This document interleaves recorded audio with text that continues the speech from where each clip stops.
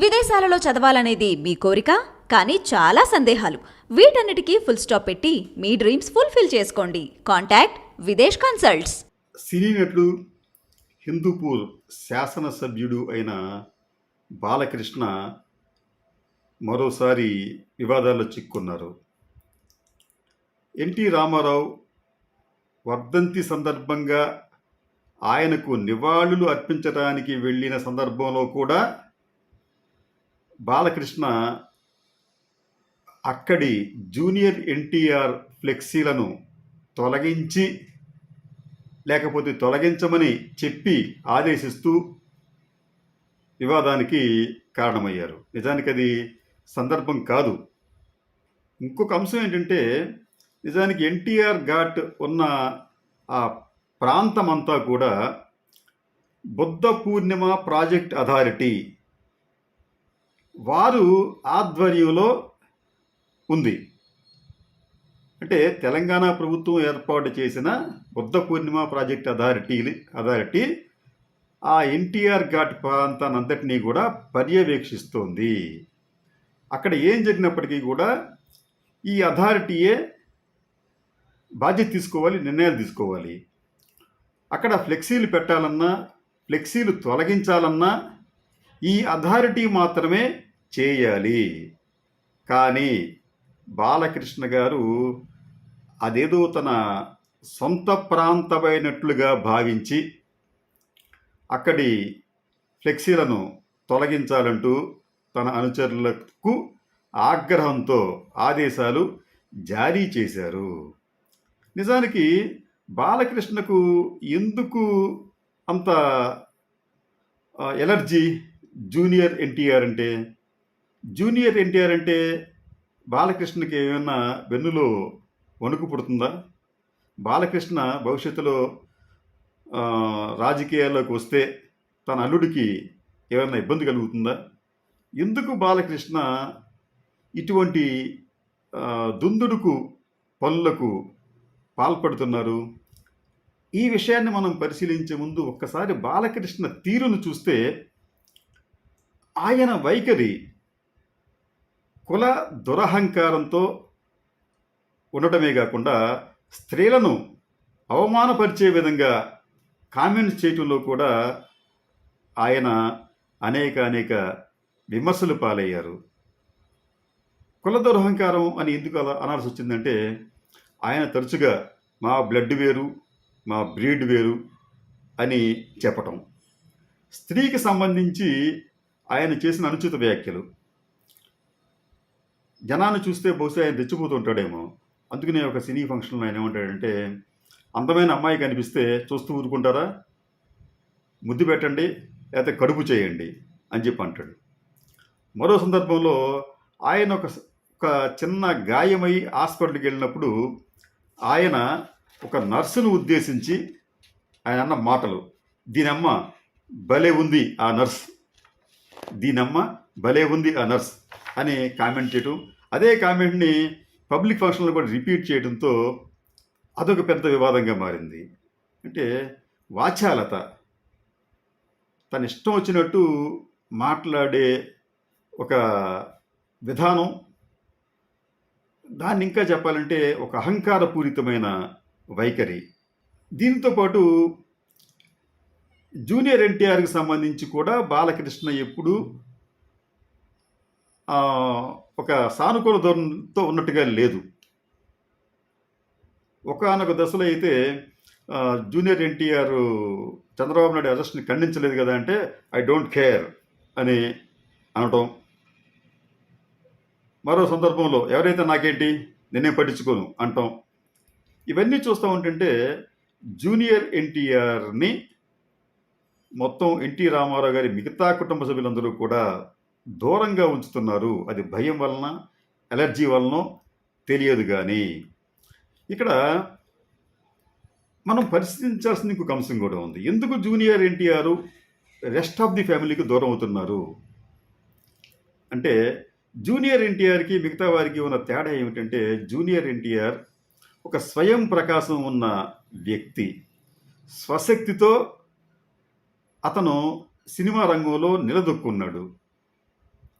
కానీ మిగతా వాళ్ళందరూ కూడా ఎన్టీ రామారావు గారి కనుసన్నల్లో ఛాయలో ఎదుగుతూ వచ్చారు. జూనియర్ ఎన్టీఆర్ ఎప్పుడూ కూడా నిగ్రహం కోల్పోయి మాట్లాడలేదు, ఎవరిని కించపరచలేదు. 2009 ఎన్నికల సందర్భంగా జూనియర్ ఎన్టీఆర్ తెలుగుదేశం పార్టీకి అపారమైన సేవ చేశారు. అనేక బహిరంగ సభల్లో ఆయన అద్భుతంగా మాట్లాడి టీడీపీకి కొంతమేర సానుకూల వాతావరణం కలిగేలా వ్యవహరించారు. అంటే రాజకీయంగా కూడా జూనియర్ ఎన్టీఆర్ భవిష్యత్తులో ఎమర్జ్ అయ్యే అవకాశం ఉంది ఒక నాయకుడిగా అనే ప్రమాదం కూడా బహుశా వీళ్ళు గమనించి ఉంటారు, మిగతా ఫ్యామిలీకి సంబంధించిన వాళ్ళంతా కూడా. అయితే మరి హఠాత్తుగా ఎందుకు జూనియర్ ఎన్టీఆర్ని వీరంతా బయట పెట్టారు అంటే దీనికి ఒక సంఘటన ఉంది. అది యథార్థమైన సంఘటన, దానికి ప్రత్యక్ష సాక్షులు కూడా ఉన్నారు. 2009 ఆయన ప్రమాదం తర్వాత జూనియర్ ఎన్టీఆర్ కోలుకొని తర్వాత తన మిత్రులతో కలిసి ఈ జూబ్లీ హిల్స్ ప్రాంతం వెళుతూ ఉండగా ఆయన అక్కడ ఉన్న మన ఎన్టీఆర్ ట్రస్ట్కి సంబంధించి లేకపోతే పార్టీ కార్యాలయం మీదుగా వెళుతూ ఉండగా ఆయన కారులో తనతో పాటు ఉన్న మిత్రులకి ఆ కార్యాలయం చూపిస్తూ అది ఏనాటికైనా నాకే సొంతం అవుతుంది అని కామెంట్ చేశారు. సరే, అది అక్కడితో అయిపోలేదు ఆ గోల. ఈ కారులో ఉన్నవాళ్ళు ఈ విషయాన్ని తీసుకెళ్ళి బాలకృష్ణ చెప్పడం, ఎన్టీ రామారావు చెప్పడం, అప్పటి నుంచి ఇతను ఇటువంటి కామెంట్లు చేశాడు అంటే అతని మదిలో ఏదో ఉంది అని దూరదృష్టి విజన్ ఉన్న చంద్రబాబు నాయుడు గారు గమనించారు. అదే సమయంలో లోకేష్ని ప్రొజెక్ట్ చేయటం, ఆయనకి ఎటువంటి రాజకీయ అర్హత లేకపోయినప్పటికీ కూడా ఇక్కడ ఒక గ్రామ వార్డు సర్పంచ్గా కూడా గెలవలేకపోయినా చంద్రబాబు నాయుడు తన కుమారుణ్ణి పెద్దల సభకు పంపించడం, తర్వాత కీలకమైన మంత్రి పదవులు అప్పచెప్పడం చేశాడు. అది కూడా వెంటనే చేశాడు, ఎక్కువగా టైం కూడా తీసుకోకుండా. అంటే ఎక్కడో ఏదో ఆయనకి కొంత చంద్రబాబు నాయుడు గారికి కొంత భయం ఆందోళన కలిగిందేమో జూనియర్ ఎన్టీఆర్ని చూస్తే. ఆ తర్వాత నుంచి జరిగిన పరిణామాల్లో జూనియర్ ఎన్టీఆర్ని పూర్తిగా పక్కన పెట్టడం ప్రారంభించారు. కానీ జూనియర్ ఎన్టీఆర్ని ఎన్ని అవమానాలకు గురి చేసినా అతను ఎప్పుడు ఎక్కడ ఎవరి దగ్గర తర్వాత బహిరంగ కానీ ఎక్కడ ఎటువంటి మాటలు మాట్లాడలేదు. అతను డిగ్నిటీగా ఉంటూ తన పనేదో తాను చేసుకుంటూ వెళ్తున్నాడు తప్ప ఎక్కడ రెచ్చిపోలేదు. అది అతని దగ్గర ఉన్న ఒక మంచి క్వాలిటీగా మనం భావించాలి. ఒకవేళ అతను రాజకీయాల్లోకి వస్తే ఖచ్చితంగా లోకేష్కి ఇబ్బందిగా మారతాడనే భావన ఆయన తండ్రి గారైన చంద్రబాబుకి, మామగారైన బాలకృష్ణకి ఉండి ఉంటుంది. ఈ పుండి మీద కారం జల్లినట్టుగా గత సంవత్సరం కేంద్ర హోంశాఖ మంత్రి హైదరాబాద్ వచ్చినప్పుడు స్వయంగా జూనియర్ ఎన్టీఆర్ను తన దగ్గర పిలిపించుకొని ఆయనకు పుష్పగుచ్చం ఇచ్చి ఆయనకు ఒక షాల్ కప్పి ఆయనతో పాటు అరగంట సేపు మాట్లాడారు. ఈ మాటల సందర్భంగా మీకు ఏమైనా రాజకీయ పరంగా ఆసక్తి ఉందా అని కూడా అమిత్ షా అడిగారు. అడిగినప్పుడు బాలకృష్ణ ప్రస్తుతానికి తనకు అటువంటి ఆలోచన ఏమీ లేదని చెప్పి తెలివిగా వ్యవహరించి అక్కడి నుంచి ఆయన బయటకు వచ్చాడు. అంటే జూనియర్ ఎన్టీఆర్ దగ్గర ఒక రాజకీయ నాయకుడిగా ఎదగటానికి అవకాశాలు ఉన్నాయి అని భారతీయ జనతా పార్టీ కూడా భావించింది. ఆ భావన అనేది ఎన్టీ రామారావు ఫ్యామిలీకి ఖచ్చితంగా కలవరపరిచే అంశంగానే ఉంటుంది. రెండోది, ఈ రోజున జూనియర్ ఎన్టీఆర్ అనే ఆయన ఎన్టీ రామారావుకు సంబంధించి రాజకీయ సినీ రంగ వారసుడిగా కూడా ఎమర్జ్ అవ్వటానికి ఆస్కారం ఉంటుంది. ఇప్పటికే సినీ రంగంలో ఎన్టీఆర్ వారసుడిగా జూనియర్ ఎన్టీఆర్ తన మార్కును చూపించాడు. ఆయన ఒక టాలీవుడ్ ప్రాంతం నుంచి జాతీయ స్థాయి నుంచి అంతర్జాతీయ స్థాయికి కూడా ఆయన ఆర్ఆర్ఆర్ సినిమా ద్వారా ఎదిగాడు. అంటే మల్టీ టాలెంటెడ్ పర్సనాలిటీగా ఆయన ఉన్నాడు. మీకు ఆర్ఆర్ఆర్ సినిమా ప్రమోషన్ సందర్భంగా వీరంతా ఆ సినిమాలో నటించిన వారంతా కూడా అమెరికా వెళ్ళినప్పుడు అక్కడ జూనియర్ ఎన్టీఆర్ అమెరికన్ న్యూస్ ఛానల్కి ఆంగ్లంలో ఇచ్చిన ఒక ఇంటర్వ్యూ అద్భుతంగా జరిగింది. అమెరికాలో కూడా ఆయనకి ప్రశంసలు వచ్చాయి. అదేమిటంటే ఈ తెలుగు ప్రాంతానికి చెందిన ఈ వ్యక్తి మన ఇండియన్స్కి సంబంధించిన వ్యక్తుల ఇంగ్లీష్ ఒక రకంగా ఉంటుంది, అమెరికన్ స్లాంగ్ మరో రకంగా ఉంటుంది. కానీ జూనియర్ ఎన్టీఆర్ అమెరికాలో అమెరికన్ స్లాంగ్లో ఆ ఇంటర్వ్యూ ఇచ్చి అమెరికా వీక్షకుల హృదయాలను కూడా దోచుకున్నాడు. అంటే దీని అర్థం జూనియర్ ఎన్టీఆర్ ఖచ్చితంగా స్టఫ్ ఉన్న వ్యక్తి అనే భావన ఉంది. అదేవిధంగా ఎన్టీ రామారావు గారి సినీ వారసుడిగా ఆయన ఎస్టాబ్లిష్ చేసుకున్నాడు. ఇక రాజకీయ వారసుడిగా కూడా ఎదిగేందుకు జూనియర్ ఎన్టీఆర్కు అవకాశం ఉంది. కాబట్టి చాలా దూరదృష్టి గల చంద్రబాబు నాయుడు గారు ఇటువంటి వ్యక్తిని మనం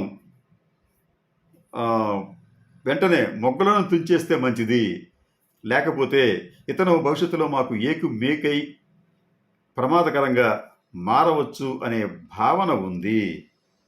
ఇంకొక సంఘటన చెప్పి ముగిస్తాను. నిజానికి ఎన్టీ రామారావు గారు తన పిల్లల పట్ల ఆప్యాయంగా ఉండేవారు, కానీ ఎక్కువ కలుసుకునేవారు కాదు బిజీగా ఉండటం వలన. కానీ ఎన్టీ రామారావు గారు తన కొడుకు హరికృష్ణకు చెప్పి జూనియర్ ఎన్టీఆర్ని పిలిపించుకొని తన ఒళ్ళో కూర్చోబెట్టుకొని నీ పేరు అంటే అతని పేరు మొదట్లో తారకరత్న అని ఉంటే, నీ పేరు తారకరత్న కాదు, ఇక నుంచి అతన్ని ఎన్టీ రామారావు అని పిలవండి అని చెప్పాడు. అంటే ఆయనలో కూడా జూనియర్ ఎన్టీఆర్ పట్ల ఒక మంచి అభిప్రాయం ఉంటుంది. ఇతను బహుశా నా వారసుడిగా ఎదగచ్చు అని చెప్పి భావన అప్పట్లో ఆయన కలిగి ఉండవచ్చు. ఇటువంటి సంఘటనలన్నీ కూడా ఖచ్చితంగా జూనియర్ ఎన్టీఆర్కి ప్లస్ పాయింట్లు అయితే, ఈ ప్లస్ పాయింట్లన్నీ కూడా తెలుగుదేశం పార్టీ నాయకులకు, ముఖ్యంగా చంద్రబాబు నాయుడు గారికి, బాలయ్య గారికి భయం కలిగించే అంశాలుగానే ఉంటాయి. ఈ నేపథ్యంలో బాలకృష్ణ ఈ ఎన్టీఆర్ ఘాట్లో ఫ్లెక్సీలను తొలగించమని చెప్పడంతో మరోసారి పెద్ద ఎత్తున రాజకీయ దుమారం చెలరేగింది. ఈ దుమారం తెలుగుదేశం పార్టీకి ఏమాత్రం ఉపయుక్తం కాదు. ఈ దుమారం తెలుగుదేశం పార్టీకి ఎంతో కొంత నష్టం కలిగించిన ఆశ్చర్యపోనక్కర్లేదు. నమస్కారం.